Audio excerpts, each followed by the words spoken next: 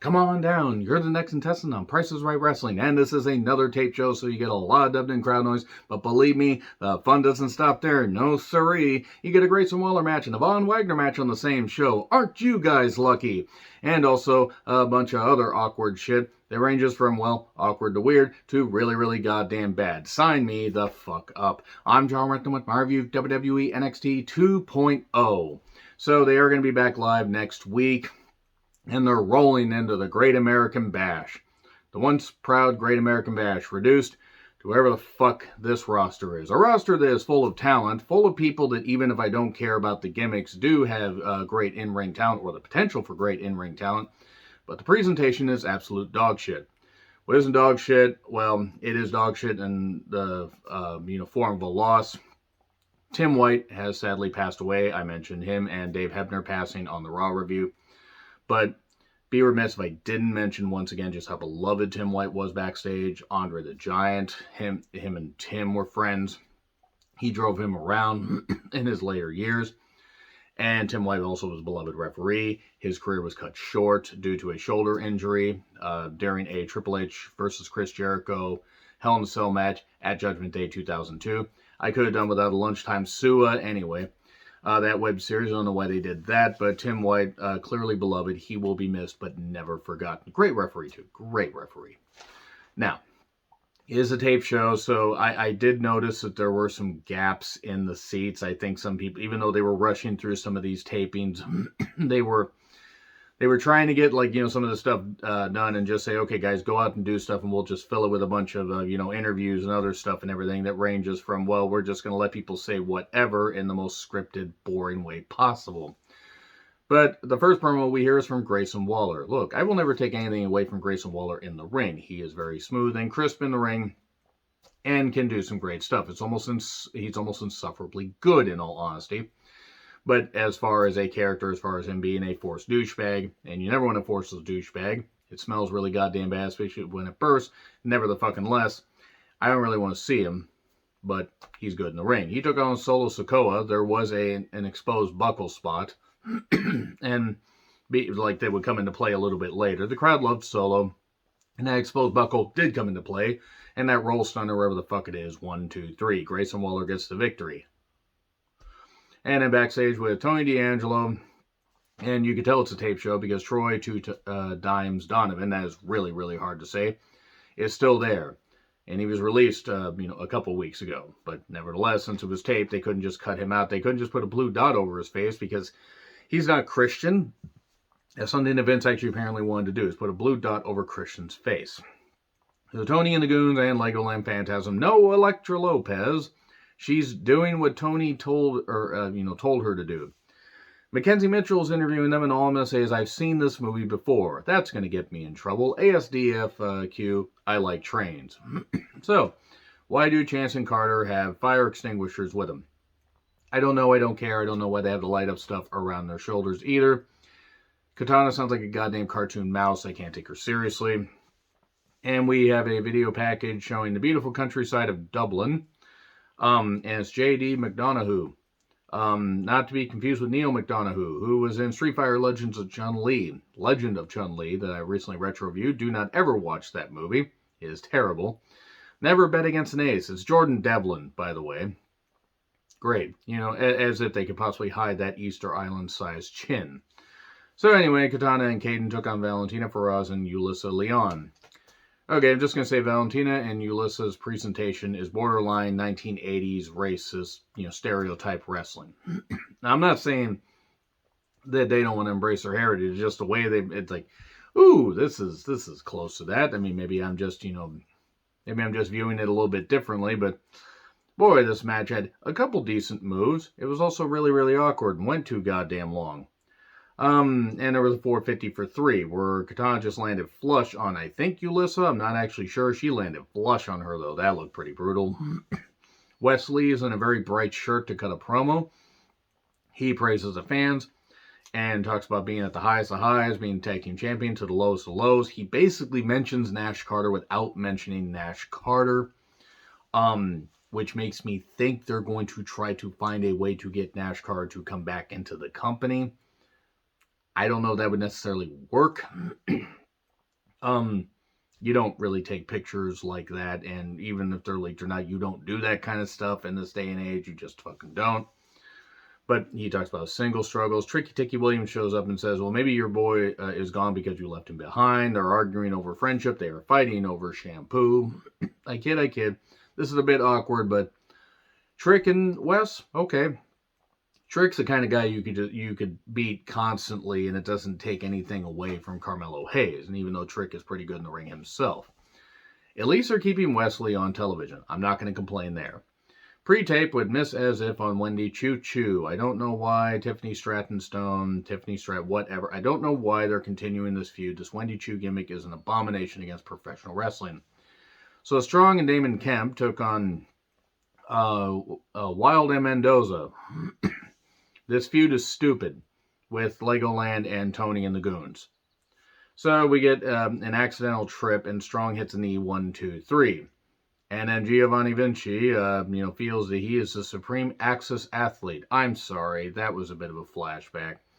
And then suddenly Ikemen shows up, and I just wanted the entire show to just burst into flames right there. I can't stand that gimmick. It's nothing against the guy as a person. Can't fucking stand the gimmick. This is what you're going to do for somebody that you had a bunch of vignettes for. You're going to involve him with Ikemen fucking Jiro. Show deserves to be pulled from the USA Network. If the contract's coming up soon, I actually hope USA Network does pull it. Just put it on Peacock. Anyway, Apollo's diaries. He continues to do entries in his diary and goes to beat up some guys in a very stagey way in an alleyway. I don't really know why this is happening. He's finding himself. He's going to figure out if the way he's doing things is going to work, I guess. JC Jane, my goodness. Also, Gigi was packed into that dress. And I mean that with respect. That was a very, very vacuum-sealed dress. Wade talks about a bottle of Sex Panther, which I hope isn't actually a thing, but nevertheless, Toxic Attraction talk about their various challenges, how they beaten everybody, da-da. Here are Roxanne and Cora, or Cora and Perez, which sounds like some kind of discount M2M band. Anybody remember the duo M2M? It's a deep cut for pop fans. Stagey as fuck promos is what I wrote down. It is not that these women can't talk. I talked to Gigi, actually, when she was Priscilla Kelly on the Indies at 3 different shows. She's very well spoken. Mandy is doing the best she can, despite the fact they're giving her stagey stuff. And Cora and Roxanne are likable enough and can get better, but, oh, Jesus. They want to fight for the tag titles. Basically, Roxanne's like, I'll just take this and I'll just cash it in for a tag title shot. Then Carter and Chance say, hey, we want that shot. Well, you guys lost, is what they said. And then they have a very stagey pull apart. This is what they've done with the women so far. No more on them. Well, I mean, they had Carter and Chance earlier against Faraz and Leon, but nevertheless. So Carmelo and Tricky Ticky Williams talk about Wesley and Tony D. Grimes makes his entrance. We go to break. Hartwell is interrupted. I'm ashamed that I said that. No, I'm not. By Kiana James. I feel I've seen this movie as well. Kiana James is just doing math and doing analytics and everything, and basically her idea is she sounds smart compared to everybody else. I think that's her gimmick. So Indy did say to her, let's have a match next week, and no, this is NXT 2.0 and nobody likes a bitch. Don't really know why in the world we're throwing the word bitch around freely, but nevertheless. Grimes took on Idris Enofe with Malik Blade in his corner, and it wasn't bad. Grimes can work. I don't really think he has much left in the way of to offer as far as character on the NXT 2.0 brand. Of course, on the main roster, he is going to lose and lose and lose, I fear, even though he can work. Enofe fired up and did some good stuff. Wouldn't quit. And cave in 1, 2, 3. And this is all because Grimes had said to Enofe and Blade, well, hey, you got to show this fire. You can't just be happy that you were there. You got to be upset that you lost. But there was a show of respect afterwards. Okay. And then Thea Hale or Hall or Hale, the Hauling Hero, I don't really know, shows up at Chase U, the historic Peter Hall or Peter Gabriel Hall. Want to be your sledgehammer? I'm about to take a sledgehammer to the creative staff, putting this stuff together. I don't know why Bodie Gunn is her roommate. I don't know why any of this is on a wrestling program. I don't know why there were weird sound effects, and this was stupid. And that's not even knocking any of the people involved. Nikita Lyons will be coming back next week to storm the Capitol Wrestling Center. That actually makes kind of sense. If you know, you know. Heavy Metal Von Wagner versus Brooke Jensen. Who in God's name keeps pushing for Von Wagner to be on television? I just want to talk. Von Wagner wins. This lobotomized zebra has no business being on a wrestling show. It's not even that he's not even interesting in the ring. It's not even that he's like terrible. He doesn't hurt anybody. He's just not interesting. He's bland. Steiner praises Grimes' fire and says, well, I hope that I see that Cameron Grimes go to the moon at Great American Bash. Oh, you don't want to see that, because if you do, I'll be the next champ. And we get the entrance of Saint Elbow's fire. I don't even have the energy to do that. And then Lash Legend has made her entrance. Joe Wayne Gacy is with the duo that I am now labeling the Velvet Gaiden. You held gold before. I wonder who they are? No, I actually really don't give a shit, because it's just going to be stupid. It's going to make no sense. And they are reborn under him. St. Elbow's Fire took on Lash Legend in a match that, well, it got awkward, and then Lash used the bat and got the victory. Or got the stood tall, but St. Elbow's Fire got the victory. It would have made just as much sense for Lash to get the victory had the referee not been right there to see Lash use the belt. And then next week, it's Carter and Chance versus Cora and Perez in a contenders match, and Sangha versus Zion Quinn. I don't expect the ratings to be very high next week. That's nothing against any of them. Tony and the Goons took on Hayes for the North American Championship. And look, I wrote down Escobar is going to inadvertently cost Tony D the match. And then later, he slid the brass knucks to Hayes. He clocked him 1, 2, 3.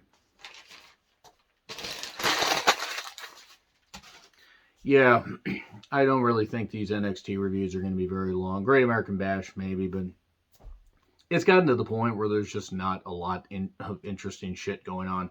I hate the Legoland Tony D storyline, because they have made me not care about the Tony D'Angelo character, and the guy can work, but whatever. But we here at Price is Right Wrestling would like to remind you to control the pet population. Have your pets spayed or neutered. Goodbye, everybody.